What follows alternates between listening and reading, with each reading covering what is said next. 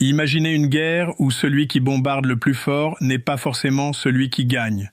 Une guerre où les missiles détruisent des bâtiments, mais où la vraie bataille se joue ailleurs, dans les ports, dans les marchés pétroliers, dans les salles de négociation, dans les capitales du monde, et surtout dans la peur de ne plus contrôler la suite. Car aujourd'hui, la grande question n'est plus seulement qui a frappé l'Iran, la vraie question est beaucoup plus inquiétante. Quel sera le prochain mouvement de Téhéran et pourquoi ce mouvement fait-il autant trembler Israël et les États-Unis? Je suis Alexandre Morel et pendant que le monde regarde les événements, nous allons analyser ce qui se passe réellement dans l'ombre. À première vue, beaucoup de gens pourraient penser que les États-Unis et Israël ont pris l'avantage. Ils ont frappé l'Iran avec une puissance impressionnante. Ils ont visé des sites militaires, des infrastructures stratégiques, des défenses aériennes, des bases de missiles, des installations nucléaires et même le sommet du pouvoir iranien. Sur une carte militaire, cela donne l'image d'une domination totale. Sur un plateau télévisé, cela ressemble à une victoire spectaculaire. Dans un discours politique, cela peut même être présenté comme une démonstration de force historique. Mais dans les guerres profondes, les apparences sont souvent trompeuses, parce qu'une guerre ne se gagne pas seulement avec des avions, des missiles et des porte-avions. Une guerre se gagne aussi avec le temps, avec la patience, avec la capacité à supporter la pression, à déplacer le conflit sur un terrain où l'adversaire n'est pas préparé. Et c'est exactement là que commence le vrai piège. Les États-Unis et Israël ont voulu imposer une guerre militaire. L'Iran, lui, semble avoir répondu par une guerre beaucoup plus large, économique, politique, diplomatique, psychologique et narrative. Et c'est là que tout devient dangereux. Lorsque l'opération militaire a commencé, le message envoyé par Washington et Tel Aviv était clair. Frappez vite, frappez fort, désorganiser l'appareil militaire iranien, affaiblir son programme nucléaire, casser sa chaîne de commandement, puis imposer une nouvelle réalité régionale. Dans cette logique, l'Iran devait être choqué, désorienté, affaibli. Il devait perdre l'initiative. Il devait subir. Mais l'histoire de l'Iran montre une chose. Ce pays a rarement répondu aux attaques directes uniquement sur le terrain choisi par son adversaire. Il observe, il absorbe, il calcule, puis il déplace le centre de gravité de la crise. Et dans cette séquence, ce déplacement porte un nom, le détroit d'Ormuz. Ce passage maritime est l'un des points les plus sensibles de la planète. Il ne s'agit pas d'un simple couloir entre deux rives, c'est une artère vitale de l'économie mondiale. Une partie gigantesque du pétrole transporté par mer y passe. Une part majeure du gaz naturel liquéfié mondial y circule également. Autrement dit, ce petit passage entre l'Iran et Oman n'est pas seulement un lieu géographique. C'est un interrupteur mondial. Quand il fonctionne, les marchés respirent. Quand il se bloque, les économies paniquent. Quand il devient une zone de guerre, les prix s'enflamment, les assurances explosent, les navires hésitent, les investisseurs tremblent et les gouvernements commencent à compter les jours. Voilà pourquoi la fermeture ou le contrôle du détroit d'Ormuz change tout. Israël et les États-Unis peuvent frapper des bases, ils peuvent envoyer des avions, ils peuvent afficher une puissance militaire colossale. Mais si le commerce énergétique mondial se grippe, si les pétroliers ne circulent plus normalement, si les compagnies d'assurance refusent de couvrir les navires, alors la guerre quitte le domaine militaire pour entrer dans le portefeuille de chaque pays importateur d'énergie. Et c'est là que la peur commence. Parce qu'un porte-avions peut impressionner un adversaire, mais il ne peut pas obliger un marché mondial à rester calme. Il ne peut pas forcer une compagnie maritime à prendre un risque suicidaire. Il ne peut pas empêcher les prix du pétrole de devenir une arme politique. C'est ce que l'Iran semble avoir compris depuis longtemps. Dans cette guerre, l'Iran ne cherche pas forcément à vaincre les États-Unis dans un affrontement direct. Ce serait impossible sur le papier. L'armée américaine reste l'une des plus puissantes de l'histoire moderne. Israël dispose d'une capacité militaire redoutable, d'une expérience opérationnelle immense et d'un appareil de renseignement très développé. Mais la question n'est pas qui possède la plus grosse armée. La vraie question est qui peut rendre la guerre impossible à gérer pour l'autre. Et sur ce terrain, l'Iran dispose de leviers redoutables. Le premier levier, c'est l'économie mondiale. En touchant Hormuz, l'Iran ne frappe pas seulement Washington ou Tel Aviv. Il met sous pression Tokyo, Séoul, Pékin, New Delhi, Bruxelles, Riyad, Abu Dhabi, Londres, Berlin, Paris. Il transforme une guerre régionale en crise globale. Et plus la crise devient globale, plus les États-Unis se retrouvent face à un problème politique majeur. Comment convaincre le monde de supporter une guerre qui fait exploser les prix de l'énergie, ralentit le commerce et menace l'économie mondiale? C'est ici que l'avantage militaire commence à devenir un fardeau, car si Washington veut rouvrir le détroit par la force, il doit attaquer encore plus profondément l'Iran. Cela signifie viser des batteries de missiles, des bases de drones, des tunnels, des bunkers, des sites mobiles, des infrastructures cachées dans des montagnes, parfois dispersées sur un immense territoire. Mais chaque nouvelle frappe donne à l'Iran une justification supplémentaire pour élargir la réponse. Chaque escalade militaire peut provoquer une nouvelle escalade économique. Chaque bombardement peut devenir une raison de frapper ailleurs, autrement, plus indirectement. C'est le piège classique des guerres asymétriques. Le plus puissant est obligé de prouver qu'il contrôle la situation, tandis que le plus faible n'a besoin que de démontrer que la situation devient incontrôlable. Et cela change toute la psychologie du conflit. Les États-Unis ont alors deux chemins, mais aucun n'est confortable. Premier chemin, continuer l'escalade militaire. Mais cela risque d'étendre la guerre, d'épuiser les stocks de missiles intercepteurs, d'augmenter les coûts, de provoquer des représailles contre les bases américaines, contre les alliés du Golfe, contre les infrastructures énergétiques, et peut-être même de déclencher une crise pétrolière mondiale encore plus brutale. Deuxième chemin, négocier. Mais négocier après avoir frappé, c'est reconnaître que l'adversaire a survécu. C'est admettre qu'il possède un levier. C'est accepter que l'Iran n'est pas à genoux, mais toujours capable de poser ses conditions. Et pour Washington comme pour Tel Aviv, cette réalité est extrêmement difficile à avaler, car l'Iran ne réclame pas de petites concessions symboliques. Il veut une transformation profonde de l'équilibre régional, moins de bases utilisées contre lui, moins de sanctions, une reconnaissance de son rôle régional et une place pour ses alliés dans tout règlement durable. Ce ne sont pas les revendications d'un pays totalement vaincu.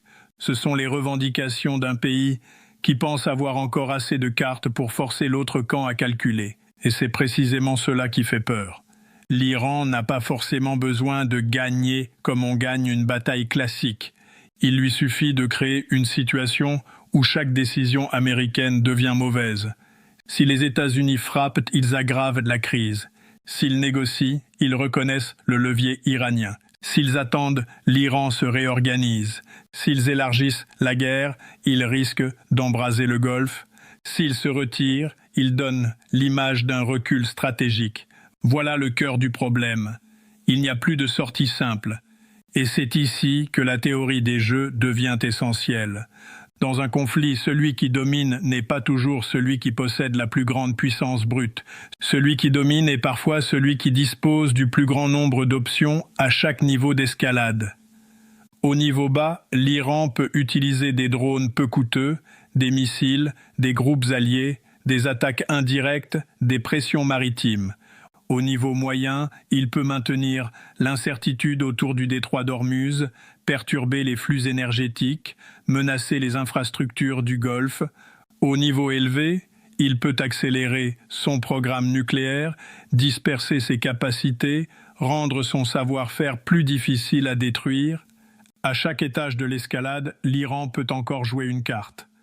Mais Israël et les États-Unis, eux, doivent se demander à chaque fois, si nous répondons, est-ce que nous améliorons notre position ou est-ce que nous tombons plus profondément dans le piège? C'est cela, la peur stratégique.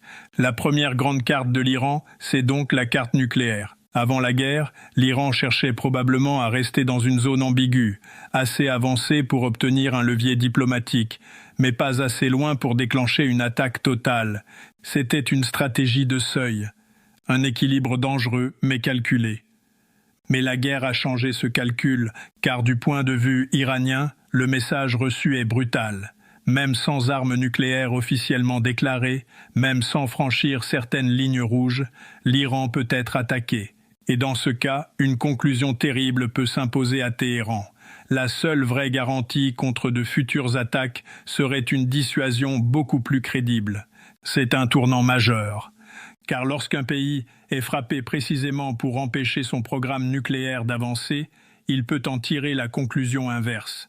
Il doit accélérer, se cacher davantage, disperser ses infrastructures, protéger ses scientifiques, multiplier les sites secondaires, rendre chaque future attaque plus difficile, plus coûteuse et moins décisive. Bombarder un bâtiment peut ralentir un programme, mais bombarder une connaissance est beaucoup plus compliqué. Un laboratoire peut être détruit, un réacteur peut être endommagé, mais les ingénieurs, les méthodes, les données, l'expérience et les réseaux techniques peuvent survivre. Et si ce savoir se disperse, alors la guerre entre dans une zone beaucoup plus dangereuse. Parce qu'Israël sait qu'un Iran doté d'une dissuasion nucléaire, même partielle, même ambiguë, changerait toute l'équation régionale. Depuis des décennies, la stratégie israélienne repose sur une capacité à frapper préventivement, à empêcher ses adversaires de franchir certains seuils, à maintenir une supériorité militaire décisive. Mais si l'Iran devient trop risqué à attaquer, alors cette stratégie devient beaucoup plus fragile. C'est pour cela que la peur israélienne n'est pas seulement militaire, elle est existentielle dans sa perception stratégique. Pour Israël, le temps joue contre lui. Chaque jour qui passe peut permettre à l'Iran de reconstruire, de cacher, de disperser, de durcir, de relancer. Chaque frappe israélienne peut ralentir l'Iran, mais aussi renforcer sa détermination. Chaque escalade peut détruire une installation, mais aussi convaincre davantage Téhéran que la dissuasion totale est devenue indispensable. C'est une course contre la montre, et plus Israël frappe fort, plus l'Iran peut justifier l'idée qu'il ne doit plus jamais être vulnérable de cette manière. La deuxième carte iranienne, c'est la carte saoudienne. Pour comprendre la peur américaine, il faut comprendre l'importance de l'Arabie saoudite dans l'ordre mondial. L'Arabie saoudite n'est pas seulement un grand producteur de pétrole, elle est l'un des piliers historiques du système du pétrodollar. Pendant des décennies, la vente du pétrole en dollars a nourri la demande mondiale pour la monnaie américaine.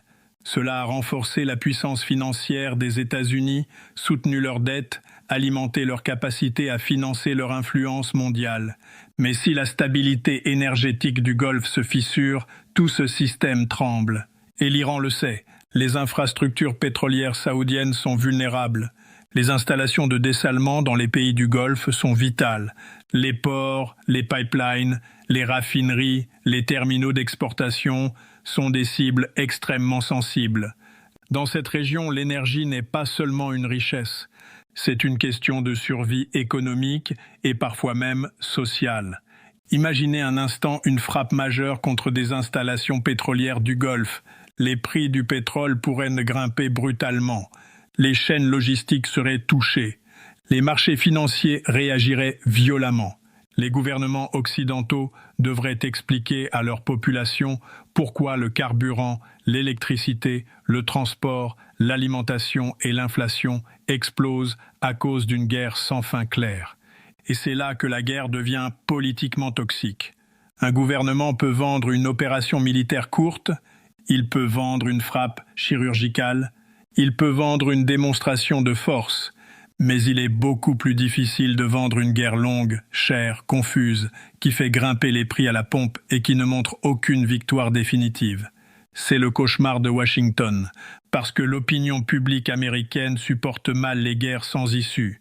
Elle peut accepter une action rapide, mais elle se fatigue lorsque les coûts augmentent, lorsque les objectifs deviennent flous, lorsque les morts s'accumulent, lorsque les milliards disparaissent et lorsque les dirigeants répètent « nous gagnons » sans pouvoir montrer où se trouve réellement la victoire. C'est ce qui rend la position iranienne si dangereuse. L'Iran peut transformer une guerre militaire américaine en crise politique intérieure américaine. Et dans une démocratie polarisée, cela compte énormément. La troisième carte iranienne, c'est la carte diplomatique, Pendant longtemps, les États-Unis ont pu isoler leurs adversaires en utilisant leur poids international, leurs alliances, leurs sanctions, leur influence dans les institutions mondiales. Mais aujourd'hui, l'ordre international n'est plus celui des années 1990. La Chine n'a aucun intérêt à voir les États-Unis contrôler totalement le Golfe. La Russie n'a aucun intérêt à soutenir une victoire stratégique américaine. Une grande partie du Sud global observe cette guerre avec méfiance. Beaucoup de pays se demandent si les règles internationales s'appliquent vraiment à tous ou seulement aux adversaires de Washington. Et cela offre à l'Iran un espace diplomatique. Si la Chine et la Russie bloquent les résolutions hostiles à l'Iran, si des pays européens prennent leur distance, si des pays africains, asiatiques ou latino-américains refusent de suivre automatiquement Washington, alors les États-Unis perdent une partie de leur capacité à présenter la guerre comme un consensus international. Et dans une guerre moderne, l'image compte presque autant que le terrain. Celui qui contrôle le récit contrôle une partie de la légitimité. Celui qui apparaît comme l'agresseur perd du terrain politique. Celui qui apparaît comme la victime gagne de l'espace diplomatique. C'est pour cela que l'Iran ne se bat pas seulement avec des missiles. Il se bat aussi avec une narration, celle d'un pays attaqué alors qu'il était encore possible de négocier, celle d'un État qui résiste à une coalition plus puissante, celle d'une nation ancienne refusant d'être soumise. Cette narration ne convainc pas tout le monde. Mais elle n'a pas besoin de convaincre tout le monde. Elle doit simplement empêcher les États-Unis de construire un front mondial solide. Et pour l'instant, c'est l'un des grands dangers pour Washington. Plus la guerre dure, plus l'isolement diplomatique devient visible. Même certains alliés occidentaux peuvent soutenir l'objectif de sécurité, mais douter de la méthode. Ils peuvent craindre l'Iran, mais craindre aussi l'embrasement régional. Ils peuvent critiquer Téhéran, mais refuser une guerre ouverte qui menace leurs propres économies. Voilà pourquoi l'Iran joue le temps. Le temps use les alliances. Le temps fatigue les opinions publiques, le temps augmente les coûts, le temps transforme les certitudes en questions, le temps donne aux adversaires une chance de faire des erreurs. Et l'Iran est un pays qui sait jouer avec le temps, c'est ici qu'il faut comprendre la différence fondamentale entre la peur américaine et la peur israélienne. Les États-Unis ont peur d'un enlisement. Ils craignent une guerre qui coûte trop cher, qui consomme trop de munitions, qui affaiblit leur crédibilité, qui détourne des ressources face à la Chine, qui perturbe l'économie mondiale et qui provoque une crise politique intérieure. Israël, lui, craint quelque chose de plus direct, la perte d'une supériorité stratégique régionale. Si l'Iran survit à cette guerre, reconstruit son réseau, maintient ses alliés, accélère son programme nucléaire et ressort avec un récit de résistance, alors Israël aura peut-être frappé très fort, mais sans obtenir le résultat final recherché. Et dans ce type de conflit, ne pas atteindre l'objectif politique peut transformer une victoire militaire apparente en échec stratégique. C'est une leçon ancienne. On peut gagner des batailles et perdre la guerre, on peut détruire des sites et renforcer une volonté. On peut tuer des dirigeants et radicaliser une génération entière. On peut frapper un pays pour le rendre plus faible, mais finir par le convaincre qu'il doit devenir plus dangereux pour survivre. C'est le paradoxe de la force. La force peut écraser, mais mal utilisée, elle peut aussi souder, elle peut punir, mais elle peut aussi légitimer la résistance, elle peut ralentir un programme, mais elle peut aussi rendre ce programme politiquement indispensable. C'est exactement ce que redoutent Israël et les États-Unis. Le prochain mouvement de l'Iran ne sera peut-être pas spectaculaire. Il ne ressemblera pas forcément à une grande attaque annoncée. Il pourrait être beaucoup plus subtil, plus lent, plus difficile à filmer, mais beaucoup plus efficace. L'Iran pourrait maintenir une pression contrôlée sur Hormuz, laisser passer certains navires, bloquer d'autres, créer de l'incertitude, augmenter les primes d'assurance, obliger les marchés à vivre dans l'anxiété permanente. L'Iran pourrait accélérer la dispersion de ses capacités nucléaires, multiplier les sites cachés, déplacer les équipements, protéger les scientifiques, rendre chaque frappe moins décisive. L'Iran pourrait renforcer ses alliés régionaux, au Liban, en Irak, au Yémen, en Syrie, dans les réseaux de résistance qui obligent Israël et les États-Unis à défendre plusieurs fronts en même temps. L'Iran pourrait pousser diplomatiquement la Chine, la Russie et le Sud global à dénoncer l'escalade, à refuser les sanctions supplémentaires, à bloquer les initiatives américaines. L'Iran pourrait également menacer les infrastructures énergétiques du Golfe sans forcément les frapper immédiatement. Et parfois, dans une guerre économique, la menace suffit déjà à faire trembler les marchés. Voilà pourquoi ce conflit est si dangereux. Parce que l'Iran n'a pas besoin d'une victoire rapide. Il a besoin d'une guerre longue, coûteuse, incertaine, politiquement difficile à porter pour ses adversaires. Les États-Unis et Israël, eux, avaient besoin d'une victoire claire, rapide, démonstrative. Ils avaient besoin de montrer que la puissance militaire pouvait résoudre le problème. Mais plus la crise s'étire, plus cette promesse devient fragile. Et c'est là que le piège se referme. Si Washington frappe davantage, l'économie mondiale tremble davantage. Si Washington négocie, l'Iran apparaît comme un acteur incontournable. Si Washington attend, l'Iran se réorganise. Si Washington élargit la guerre, les alliés s'inquiètent. Si Washington recule, ses adversaires y voient une preuve de faiblesse. Aucune option n'est propre, aucune option n'est gratuite, aucune option ne garantit une victoire rapide. Et dans une guerre, quand toutes les options deviennent mauvaises, cela signifie souvent que l'adversaire a réussi à déplacer le terrain du conflit. C'est ce qui fait la force de la stratégie iranienne. Elle transforme la supériorité militaire américaine en problème politique, la puissance israélienne en urgence stratégique et le détroit d'Ormuz en levier mondial. L'Iran n'a pas besoin de dominer le ciel. Il lui suffit de contrôler l'incertitude. Il n'a pas besoin de battre l'armée américaine directement. Il lui suffit de rendre le coût de la victoire insupportable. Il n'a pas besoin de convaincre toute la planète. Il lui suffit d'empêcher Washington de construire un consensus total. Il n'a pas besoin d'attaquer partout. Il lui suffit de faire croire qu'il peut frapper là où cela ferait le plus mal. C'est une guerre de patience contre une guerre de spectacle. Et l'histoire est remplie d'empires qui ont cru qu'une démonstration de puissance suffisait à soumettre l'Iran. Ils ont gagné des batailles, pris des villes, détruit des armées, imposé des pressions énormes, mais ils ont souvent découvert une réalité difficile. L'Iran est un espace historique, culturel et stratégique qui absorbe les chocs, transforme la pression en endurance, puis attend que l'adversaire se fatigue. C'est pourquoi le prochain mouvement iranien fait si peur, pas parce qu'il sera forcément spectaculaire, pas parce qu'il sera forcément immédiat, pas parce qu'il sera forcément plus violent que les précédents, mais parce qu'il pourrait être patient, progressif, calculé, presque invisible au début, puis décisif avec le temps. Dans cette guerre, l'Iran n'a pas besoin de crier victoire. Il a seulement besoin de survivre, de tenir Ormuz comme levier, de reconstruire ses capacités, de multiplier les fronts, de gagner du temps diplomatique et d'attendre que le coup politique devienne trop lourd pour Washington et Tel Aviv. Voilà la vraie peur. Ce n'est pas la peur d'une seule attaque. C'est la peur d'un conflit qui échappe au scénario prévu. C'est la peur de découvrir que bombarder un pays ne suffit pas à contrôler son avenir. C'est la peur de comprendre que la puissance militaire peut ouvrir une guerre, mais qu'elle ne garantit jamais la sortie.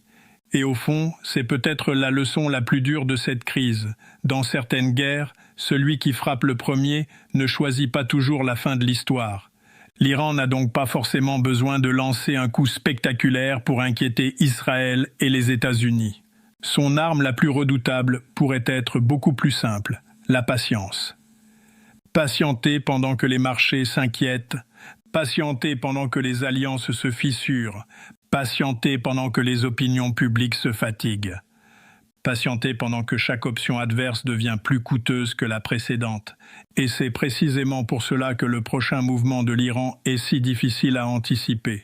Il ne sera peut-être pas bruyant, il ne sera peut-être pas immédiat, mais il pourrait changer profondément l'équilibre du Moyen-Orient. Si cette analyse vous a aidé à mieux comprendre les coulisses de cette crise, abonnez-vous à la chaîne, activez la cloche, laissez un like et dites-moi en commentaire, selon vous, l'Iran va-t-il choisir l'escalade militaire, la pression économique ou la négociation stratégique? Et surtout, restez avec nous, car dans la prochaine vidéo, nous allons décrypter un autre point essentiel. Pourquoi le détroit d'Ormuz pourrait devenir l'arme économique la plus dangereuse du XXIe siècle?